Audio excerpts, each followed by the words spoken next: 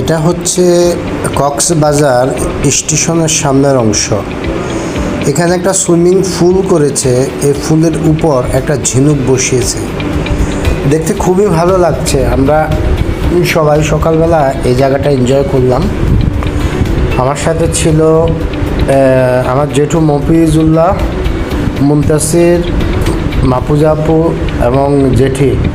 আমরা সবাই মিলে ঘুরতে বেরিয়েছিলাম নতুন স্টেশন।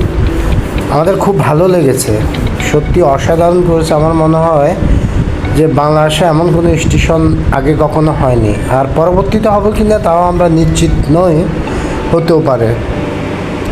তো অনেক ভালো লেগেছে। আপনারা যারা এখনও আসেননি বা সরাসরি কক্সবাজার স্টেশন দেখেননি, তো আমি আপনাদেরকে সাজেস্ট করব একবার হলেও আপনারা এসে দেখে যান।